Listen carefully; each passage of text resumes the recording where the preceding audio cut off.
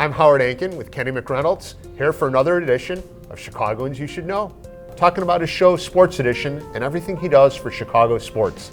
Kenny, great to have you with us today. Hey, thank you so much for having me. I don't know about legend, but it is good to be here with you. And in my opinion, you are a legend. Let's start at the beginning. How did you start out? I assume you were a high school athlete yourself, were you not? Yeah. I played basketball and I ran track and I played baseball. There's no question track was my favorite and best sport. I still have the invitation to the Olympic trials my freshman year in high school at home. I gave it to my mother somewhere. Being an idiot, I kept playing basketball when the track coach said, Kenny, stop playing basketball, you're gonna get hurt. You got this Olympic trial here, you can go do this. Played basketball, hurt my knee, had to miss the Olympic trials. Then 4 years later, I make the team, we boycott the Olympics. 84, I get another knee injury, I'm this much slower. In track, this much is a fortune. So what I decided to do, if I'm not gonna run track, I love baseball, but I can't hit. Basketball was good, but not good enough. It was good, but not good enough. Why not be a sportscaster? I went up to WBMX in the Oak Park Arms Hotel. Teenager. I knocked on the door. I said, hey, you guys need some sports. Let me do sports. They told me, yeah, okay, kid, get out of here. I said, I tell you what, give me an internship. I'll do anything you want. So if somebody put a piece of paper in the garbage can, I jumped on that garbage can, took it out. If you wanted a cup of coffee, I ran to McDonald's, I got the cup of coffee. I did anything they wanted me to do. $7 a day. Okay. And you know what I said?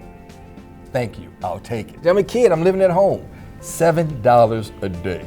But then I went out to high school, I went to pro games, I did all these things, and then I became the Kenny McReynolds BMX Sports, which was my tagline. And after you started getting into it, was there anybody else that came along that helped you, coach you, or helped lead in direction for you? No, trial and error. We learned as we went along. It was trial and error.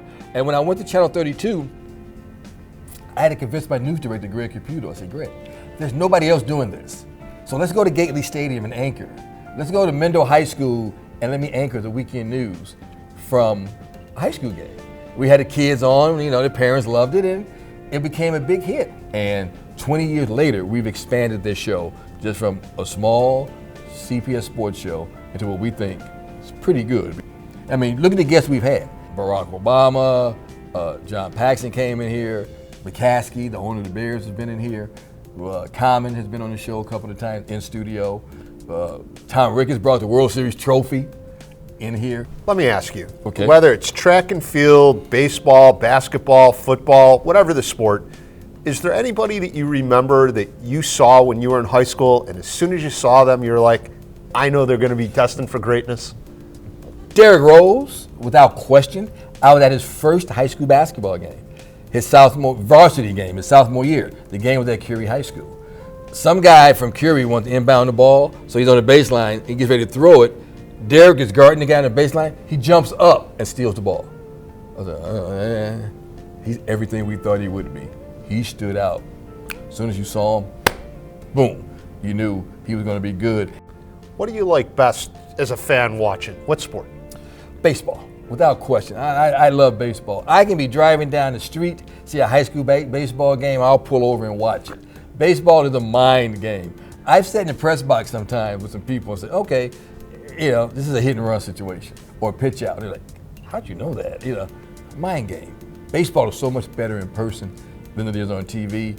You can see the guy take the lead off. You can know if the guy's going to throw over to the base. It's a mind game. Is there a greater sports town than Chicago? No, especially when we're winning. Man, you go to like Philadelphia, places like that, all they do is sit there and boo their teams. They don't draw. Here in Chicago, the Cubs can lose a 100 game and draw 3 million people. When's the last time you were able to buy a Bears ticket? When's the last time you could buy a Blackhawks ticket? You can't. Chicago is the greatest sports town in America.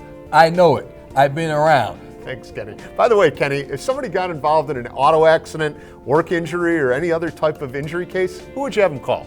Call my man Howard, 312-6 million. It's in my phone. Kenny, I appreciate you being with us today and giving us some great conversation. Thank you, Howard. It's been a dream of mine to come true, to be with you. Thank you so much for having me.